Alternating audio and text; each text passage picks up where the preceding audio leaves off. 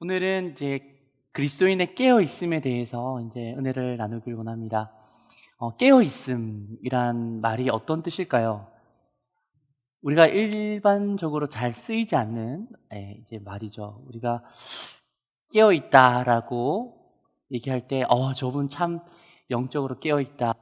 저분 참 깨어 있는 분이셔. 이런 표현은 잘 안 쓰는 것 같습니다. 그 대신에 누가 이제 좀 주일도 빠지고 그리고 믿음에서 많이 떠나 있다가 하나님께서 치셔서 주님께 정말 두 손 도발 들고 나 주님 앞에 옵니다라고 이렇게 오면 저 사람 깨어졌구나라는 표현은 우리가 이제 신앙생활 할 때 많이 쓰는 것 같습니다. 근데 놀랍게도 우리 성경에 보면 이제 구약과 신약과의 이 깨어있다라는 그런 의미가 좀 다르고요.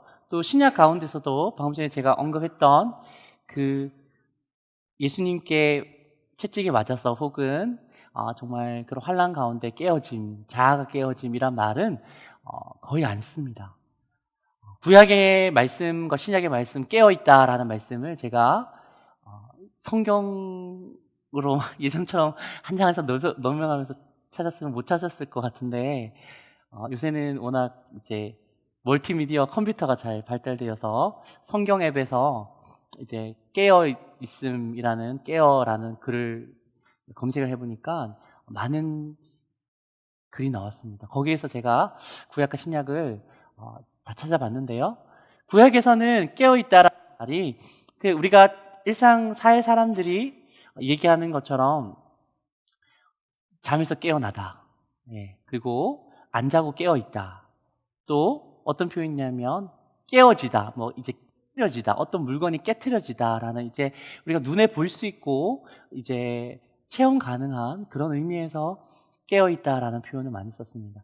근데 신약에서도 그런 의미로 깨어지다, 일어나다는 의미로 썼지만 신약에서는 거의 90% 대부분의 글이 그런 의미로 쓰이지 않았습니다. 그런 의미로 쓰이지 않고 바로 우리의 심령이 항상 이제 잠들지 않고 주님을 향하여 깨어 있음, 심령의 깨어 있음의 의미로 대부분 이렇게 언급되어 있는 것을 봅니다.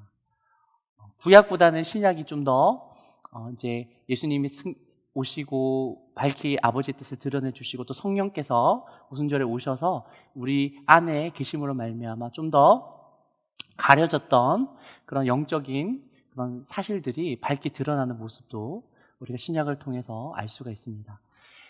우리 깨어있다라는 말을 잘 안 쓰시면 우리 앞뒤 우리 성도님에게 한번 얘기해 보기 원합니다. 어떻게 얘기하냐면요. 깨어 있으십니까? 우리 한번 질문해 볼까요? 깨어 있으십니까? 예, 예, 네, 예. 이런 의미가 있는데 이게 깨어 있다라는 그 의미를 우리가 좀 더 말씀으로 성경으로 좀 더 깊이 보길 원합니다. 먼저 예수님이 깨어 있으라는 말을 가장 많이 쓰셨습니다. 예수님께서 제자들에게 깨어 있으라는 말은 성경에 마태복음에서 6번, 마가복음에서 7번, 누가복음에서 2번, 계시록에서 2번, 영적으로 깨어 있다는 의미로 총 15번 예수님께서 말씀하셨고요. 그리고 사도 바울은 고린도전서에서 2번, 에베소서에 2번, 골로새서 살전, 디모데후서에서 각 한 번, 7번이나 깨어 있으라고 권면했습니다. 그리고 베드로 사도는 베드로전서에서 한 번 깨어 있으라고 권면했습니다. 이렇게 동일한 주제를 가지고 반복적으로 예수님과 사도들이 교회를 향하여 권면하고 어떻게 보면 요청하고 어떻게 보면 이제 명령하는 것이 많지가 않습니다.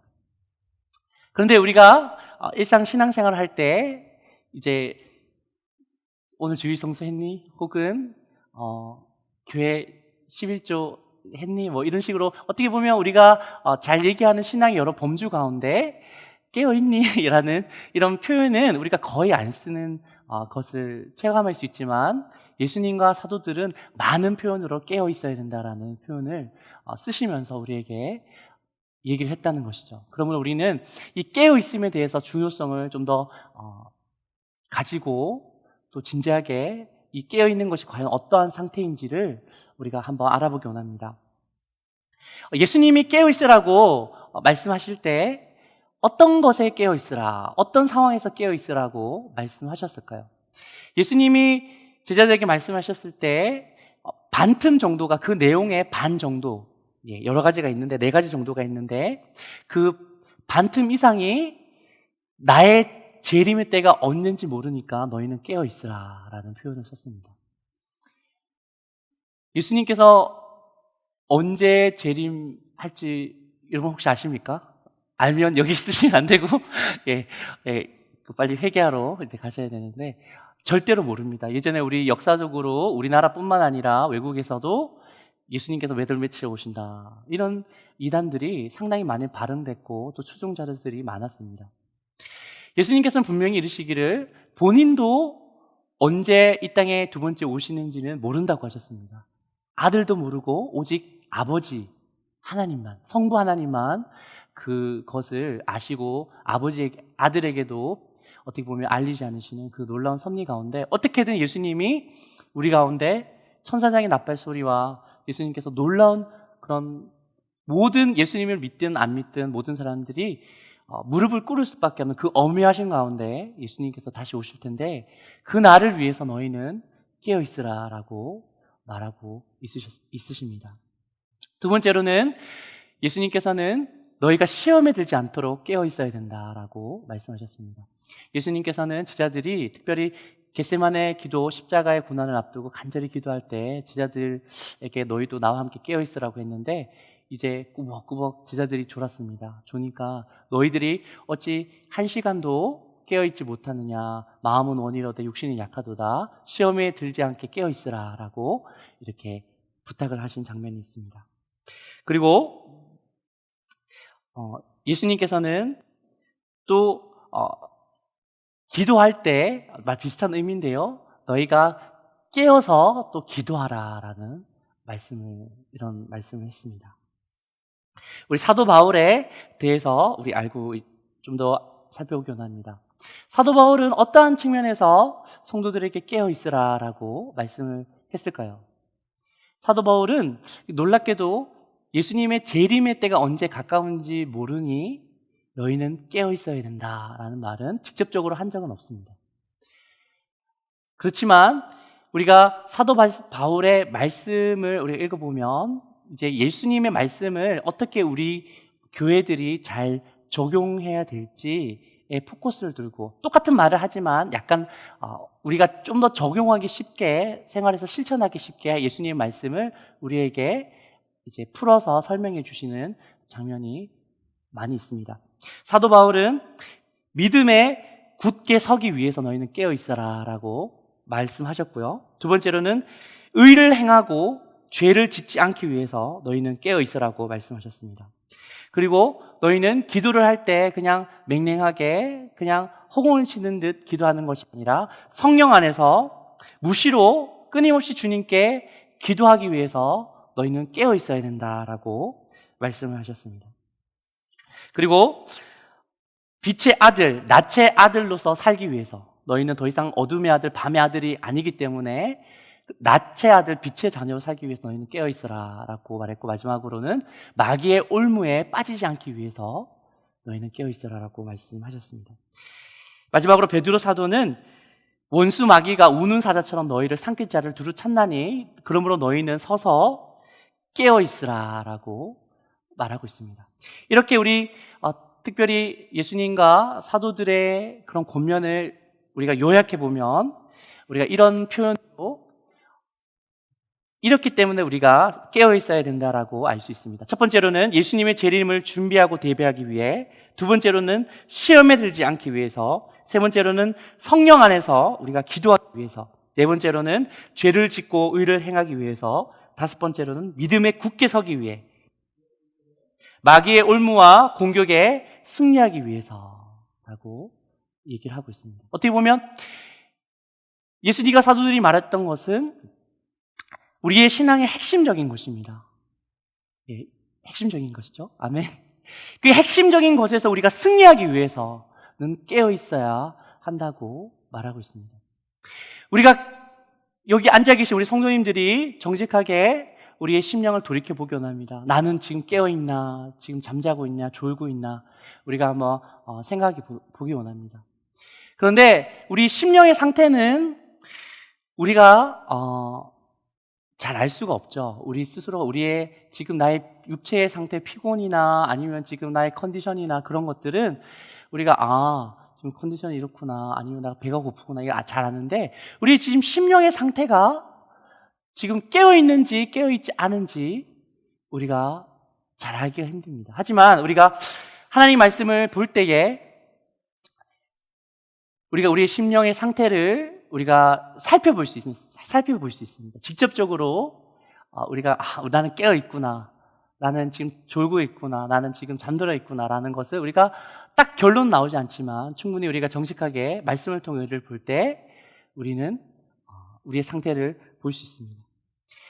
우리가 이렇게 깨어 있는 것에 우리가 정신을 이제 집중하지 아니하고 거기에 우리가 말씀에 대해서 우리가 심각하게 생각하지 아니하고 그냥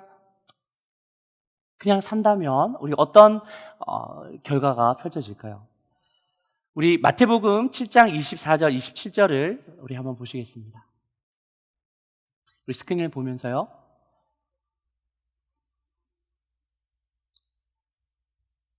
네, 함께 우리 이 말씀을 교도하기 원합니다.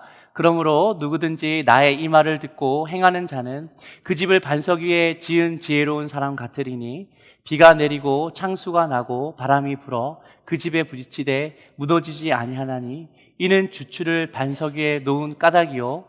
그러므로 나의 이 말을 듣고 행하지 아니하는 자는 그 집을 모래 위에 지은 어리석은 사람 같으리니 비가 내리고 창수가 나고 바람이 불어 그 집에 부딪힘에 무너져 그 무너짐이 심하니라. 아멘. 우리 이 말씀을 볼 때 예수님이 누구에게 했던 말씀인 것 같으십니까? 우리가 복음서를 읽어볼 때 우리가 유념해야 되는 것이 뭐냐 하면 예수님께서 그 복음서에서 여러 가지 말씀을 전하시고 또 하나님 나라를 선포하신 그 배경이 이방인의 배경이 아니었습니다. 사도 바울이 선교하러 1차, 2차, 3차 선교하러 다니면서 복음을 전하고 핍박을 당하고 그런 분위기가 아니었다는 것을 우리가 한번 살펴보기, 염두에 두고 있어야 됩니다. 예수님이 복음서에서 복음을 전할 때 어떤 배경이었나요? 예수님을 메시아로 받아들이든 받아들이지 않든 그들이 유대교의 전통 가운데 하나님을 인정하고 하나님을 믿는 사람들이었지 않습니까? 그러므로 우리가 복음서에서 예수님께서 말씀하신 말씀은 기본적으로 하나님을 인정하는, 자기가 신앙이 있다고 생각하는 사람들을 향하여 예수님께서 말씀하신 것임을 우리가 기억해야 할 필요가 있습니다. 우리가 나의 말을 듣고 순종하는 자는 반석 위에 집을 짓고 이제 풍파가 올 때 그 집이 무너지지 않지만 모래 위에 집을 짓는 자는 이제 모래 위에 집을 지으면 어떻게 되죠? 우리 그 아이들을 데리고 바닷가에 가면 모래성을 열심히 짓잖아요. 열심히 짓다가 큰 파도가 한번 철썩 오면 어떻게 되죠? 이게 다 무너지고 마는 그런 상태가 된다라고 말했는 것이 바로 하나님을 우리 아버지로 인정하고 예수님을 믿는다고 고백하는 우리들에게 하신 예수님의 말씀이라는 것을 우리가 기억해야 될 것입니다. 예수님을 안 믿으면 그냥 지옥 갑니다. 예수님 말씀 듣고 거부하면 그냥 지옥 가는 것이지 무너짐이 심하다라고 예수님께서 표현하지는 않았을 것이라고 생각합니다. 우리가 예수님의 말씀을 많이 듣습니다. 너무나 좋은 말씀을 많이 듣죠. 담임 목사님의 말씀도 듣고 또 특별 수요 예배 때 이번에 백광희 목사님의 말씀도 너무 좋았습니다. 행복한 그리스도인이라는 말씀인데요. 꼭 놓치지 마시고 특수 때는 꼭 오시면 참 은혜 많이 받으실 줄로 믿습니다. 그 말씀을 많이 받아요. 말씀을 많이 은혜로 감사함을 받는데 우리가 그 말씀에 아멘 했지만 어떤 사람은 그 말씀대로 힘들지만 순종하려고 합니다. 삶에서 부딪히고 나의 연약함과 죄성이 있는데도 불구하고 순종하려고 해서 이제 어렵게 반석 위에 집을 조금씩 지어가는 사람이 있고 어떤 분들은 그 말씀을 듣고 은혜 받았어. 그러므로 세상 가서 이제 우리 하늘로인 교회 성도님 그런 성도님 없겠지만 나의 판단과 생각과 뜻대로 나의 기분과 감정대로 살아가는 것입니다. 그것은 바로 모래 위에 집을 짓는 사람이죠. 예수님을 알고 믿더라도 풍파가 옵니다. 풍파가 오고 내적으로 환난이 오고 우리 교회 성도님들은 모르지만 또 내 자식들만 알고 있는, 내 아주 가까운 사람만 알고 있는 개인적인 풍파가 있을 수 있잖아요. 그 풍파가 올 때 하나님의 말씀을 듣고 어렵게 순종하려고 그럼에도 불구하고 반석의 집을 지은 사람은 어떻게든 나의 집이, 나의 삶이 이제 버티는 것을 우리가 알 것입니다. 하지만 예수님의 말씀을 듣고 아이고 저런 말씀을 왜 하시나? 아이고 저 말씀은 내하고 상관이 없어, 이렇게 생각하시고 내가 원하는 말씀만 취사 선택해서 우리가 신앙생활을 한다면 풍파하고 환란이 올 때 내가 믿음 위에 서 있지 못하고 엄청나게 나의 내면이 흔들려지고 또 와르르 무너진 것 같은 그런 경험을 하실 것이라는 말씀이 바로 주님의 말씀입니다. 깨어있으라는 말도 똑같습니다. 우리가 깨어있는 이 말씀에 우리가 좀 하나님의 말씀이라고 믿고 무슨 개념인지 잘 모를 수 있지만 나에게 깨어있음을 달라고 우리가 간절히 기도하고 나아갈 때 우리가 성경에서 말한 그런 마귀의 유혹으로부터, 그리고 죄의 유혹으로부터, 그리고 하나님 예수님의 다시 올 길을 준비하는 그 신앙의 길을 우리가 갈 수 있을 것입니다. 하지만 우리가 그렇지 못하면 반드시 후회하는 날이 있을 줄로 믿습니다. 그러면 우리가 이 다 깨어 있으려는 소망이 다 우리 성도님께서는 있을 줄 알고 믿습니다. 그런데 과연 어떻게 해야지 우리가 깨어 있는 것일까요? 우리가 어떤 상태에 있어야지 우리가 깨어 있는지 안 깨어 있는지 알 수 있을까요? 직접적으로는 성경에 이렇게 되면 깨어 있는 것이다, 이런 말은 없습니다. 하지만 우리가 말씀을 살펴볼 때 이 깨어 있다는 것은 우리가 하나님께 기도하는 것과 긴밀한 연관이 있다는 것을 우리가 알 수 있습니다. 제가 말씀을 한번 읽어드리기 원합니다. 5 말씀인데요. 골로새서 4장 2절에 사도 바울은 기도를 계속하고 기도에 감사함으로 깨어있으라 라고 말씀하셨고, 마태복음 26장 41절에 예수님께서는 시험에 들지 않게 기도하라, 누가복음 21장 36절에 이러므로 너희는 장차 올 이 모든 일을 능히 피하고 인자 앞에 서도록 항상 기도하며 깨어있으라, 마가복음 14장 37절에 돌아오사 제자들이 자는 것을 보시고 말씀하시되 시몬아 자느나 내가 1시간도 깨어 있을 수 없더냐라고 말씀하셨습니다. 마지막으로 에베소서 6장 18절에 모든 기도와 간구를 하되 항상 성령 안에서 기도하고 이를 위하여 깨어 구하기를 항상 힘쓰며 성도들을 위하여 구하라 라고 예수님과 사도 바울은 얘기했습니다. 이 깨어있음과 우리 기도에는 밀접한 상관관계가 있습니다. 물론 필요 충분 조건은 아닙니다. 기도하면 100% 깨어있고 기도 안 하면 100% 잠잔다 라고 이렇게 단정 지을 수는 없습니다. 하지만 우리가 기도를 하지 않는다면 내 심령이 주님 앞에서 깨어있기가 매우 힘들고, 힘들 정도가 아니라 매우 거의 불가능하다는 것을 우리 말씀을 볼 때 우리가 추측하고 알 수 있습니다. 그러면 우리가 기도를 열심히 하면 깨어 있을까요? 저는 이제 하나님의 인도하심으로 순복음 교회에서 사역을 이제 5년 정도 하고 우리 교회에 왔었는데요. 전임으로 우리 순복음 교회 성도님들은 기도를 많이 하시죠. 새벽 예배도 기도를 제가 이제 교육 전도사로 했을 때 마이크 잡고 앞에서 제가 30분 동안 기도 인도를 하라고 하시는 거예요. 담임 목사님께서 30분 동안 제가 마이크 잡고 계속 기도하면 성도들 훈련 삼아서 성도들도 따라하는 못 가는 거예요. 앞에서 인도자가 30분 동안 기도를 시키니까 성도들도 30분 같이 기도하고 30분 설교하고 30분 기도 1시간을 붙잡아 놓고 그런 것을 많이 시키고 또 기도도 많이 하시죠. 막 부르짖고 기도도 많이 하고 하시는데, 제가 5년 동안 순복음교회에서 이제 사역을 했습니다. 사역을 하면서 기도를 많이 하는 성도님도 봤는데 제가 느낀 결론은 기도를 많이 하면 너무 좋고 신앙에 유익이 되고 또 보호가 되고 참 좋지만 그것이 100% 깨어있는 것과는 이 꼴이라고 성립은 되지 않는다는 것을 확실히 알았습니다.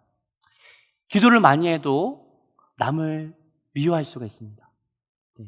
싸울 수가 있고요. 잠언 28장 9절은 이렇게 얘기하고 있습니다. 사람이 귀를 돌려 율법을 듣지 아니하면 그의 기도도 가증하니라. 우리가 하나님의 말씀에 우리의 귀를 기울이고 개념치 않으면 우리의 기도를 몇 시간, 하루에 몇 시간 하든지 간에 그 기도도 어떻게 한다고요? 예, 가증하게 하나님께서 보신다고 이제 말하고 있습니다. 그러면 어떻게 해야 되죠? 어떻게 해야지 됩니까? 이 깨어있음에 대한 가장 좋은 그 말씀의 표현은 제가 생각하기에 빌립보서 3장 12절에서 14절의 다윗의 바울의 고백이라고 생각됩니다. 빌립보서 3장 12절과 14절을 우리 함께 봉독하시겠습니다. 내가 이미 얻었다 함도 아니요 온전히 이루었다 함도 아니라 오직 내가 그리스도 예수께 잡힌 바 된 그것을 잡으려고 달려가노라. 형제들아 나는 아직 내가 잡은 줄로 여기지 아니하고 오직 한 일 즉 뒤에 있는 것을 잊어버리고 앞에 있는 것을 잡으려고 표대를 향하여 그리스도 예수 안에서 하나님이 위에서 부르신 부름의 상을 위하여 달려가노라. 이 말씀을 계속 12절부터 계속 띄워주시길 부탁드리겠습니다. 여러분, 이 말씀을 볼 때 우리가 깨어있는 상태가 어떤지 가장 잘 나타나 있는 이 바울의 말씀입니다. 바울처럼 많이 기도한 사람도 없었죠. 네. 고린도 전서 성도님들이 막 은사가 일어나고 막 한 사람이 막 예언하고 있는데 하나님께서 막 예언하는데 다른 사람은 버뜩 일어나고 야 아니 하나님께서 나에게 말했었어 막 이렇게 막 은사가 막 불일지 일어나서 스스로 신령하다 생각하고 죄도 죄인 줄도 모르고 그런 어떻게 보면 자기의 어머니인 물론 첩이겠죠. 어머니인 사랑 막 동침하는 일도 일어나는 어쨌든 뜨거웠지 영적으로 뜨거웠지만 도덕적으로 영적으로 깨끗하지 못하였던 그 고린도 성도들 얼마나 기도를 많이 했겠습니까? 근데 사도 바울이 어떻게 얘기했냐면 나는 너희들보다 더 많이 기도함으로 더 많이 방언을 말함으로 하나님께 감사하노라 라고 말했습니다. 사도 바울은 항상 기도한 사람이었습니다. 범사에 감사하고 항상 기도하고 또 항상 기뻐하는. 그러나 기도를 사도 바울만큼 더 많이 하신 분은 저를 포함해서 여기서 아무도 없었을 거라고 생각합니다. 그리고 말씀에 대해서 우리가 한번 볼까요? 사도 바울처럼 말씀을 깊게 있게 아는 분이 있었을까요? 없었겠죠. 사도 바울은 그 유대교의 학파 중에서 가말리엘, 가장 격식 있고 들어가기 힘든 그 가말리엘 그 문파 중에서도 바리새인으로서 열심히 율법 공부를 했는데 그 동기들 중에서도 내가 뛰어난 수재였다라고 고백하는 장면이 있습니다. 말씀도 엄청나게 많이 알고 깊이 알고 기도도 엄청나게 많이 했던 그 사도 바울이 자기 자신의 영적 상태를 얘기하면서 나는 기도를 5시간 하고 말씀을 5시간 본다 이렇게 얘기하지 않았습니다. 그 대신에 사도 바울은 그 자신의 자세와 태도를 말하고 있습니다. 우리가 지금 깨어 있는지 주무시고 있는지 그리고 꾸벅꾸벅 졸고 있는지 보려면 우리의 태도와 하나님 앞에 우리 자세를 우리 이 말씀을 통해 보면 어느 정도 결론이 나올 줄로 믿습니다. 12절에 보면 내가 이미 얻었다 함도 아니요 온전히 이루었다 함도 아니라 오직 내가 그리스도께 잡힌 바 된 그것을 잡으려고 달려가노라. 12절의 말씀이 뭐냐 하면 사도 바울이 추구했던 예수님께 잡힌 바 된 그것을 잡으려고 내 평생에 내가 달려간다고 했습니다. 예수께 잡힌 바 된 그것이 무엇일까요? 다양하게 해석될 수 있습니다. 하나님께서 우리에게 주신 사명 그리고 하나님께서 우리에게 주신 그런 명령들이라고 이제 일적으로 해석하는 분도 계시는데 저는 이것을 하나님의 성품을 담는 예수님을 닮아가는 그런 것이라고 믿습니다. 사도 바울은 항상 예수님을 닮아가려고 그분의 성품뿐만 아니라 그분의 영성까지도 매일매일 더 하나님께 나아갔던 사람입니다. 13절에 보면 형제들아 나는 내가 아직 잡은 줄로 여기지 아니하고 오직 한 일 즉 뒤에 있는 것을 잊어버리고 앞에 있는 것을 잡으려고. 우리 14절을 보면요, 표대를 향하여 그리스도 예수 안에서 하나님이 위에서 부르신 부름의 상을 위하여 달려가노라. 찬송가 가사 중에서 더욱 사랑 내 구주 예수를 더욱 사랑이라는 이런 고백이 바로 이 방금 전에 읽었던 빌립보서 13절과 14절 말씀과 동일합니다. 우리 성도님 중에서 우리 교회에서는 제가 많이 들어본 적은 없는데요, 딴 교회에서는 많이 들은 적이 뭐냐 하면 내가 그때는 신앙생활이 참 뜨거웠고 정말 그때는 참 잘했었는데 좋았었는데 이렇게 우리 고백하는 성도님들을 많이 봤습니다. 한 권사님을 아는데요, 그 권사님은 팔공산이라는 불도가 센 그 산 앞에서 전도를 하시는 분이 있었어요. 예, 그 앞에 퀴즈를 나눠주면서 그 불상 앞에서 그 절 앞에서 전도를 하니까 사람들의 욕도 많이 들으시고 그렇게 하신 분이 얘기를 하신 걸 제가 들었는데 그 얘기를 듣고 제가 깜짝 놀랐습니다. 그 말씀이 뭐냐 하면 내가 몇 년 전에는 신앙이 참 좋았고 금식하고 갔다 오는 사람들이 얼굴에서 광채가 난다고 그랬었는데 지금은 이렇게 얘기하시는 것을 들었습니다. 여러분, 깨어있다는 것은 여러분이 지금 어떤 봉사를 하고 어떤 사역을 하는 것과 상관이 없습니다. 오히려 여러분의 태도와 상관이 있습니다. 사도 바울도 그렇게 기도를 많이 하고 말씀을 많이 받던 사람이 내가 예전에 했던 일들을 다 잊어버리고 지금 오늘 내가 예수님께 붙잡힌 바 된 그것을 향하여, 그 부르심의 표대를 향하여 지금 내가 나아간다는 것이죠. 이 말씀을 또 좀 더 쉽게 얘기하면 우리가 예수님을 닮아가는데, 예수님의 사랑과 그 인격과 그 영성을 닮아가는데 우리가 과거에 했던 모든 신앙생활, 수련회를 가고 금식을 하고 그 모든 것들을 내가 잊어버리고 오늘 내가 주님께 더 가까이 가서 오늘 내가 주님을 사랑한다 고백하고 내가 오늘 주님을 이전보다 더욱 사랑합니다라는 그 뜨거운 마음이 있으신 분은 깨어있다고 제가 말씀드릴 수 있을 것입니다. 여러분, 과거의 신앙생활을 추억하고 그런 분들은 지금 주무시는 건 아닐 수 있지만 거의 대부분 그런 성도님들은 지금 졸고 있으세요. 여러분, 정말 주님 앞에서 깨어있고 날마다 그 사랑에 감격하는 사람들은 정말 주님 한 분만이면 됩니다라고 이제 고백이 되면서 찬송을 부르더라도 그 길가에서 한 곡을 내 혼자 부르는 그 찬송이 나에게 얼마만큼 큰 감사와 감격이 되는지 모릅니다.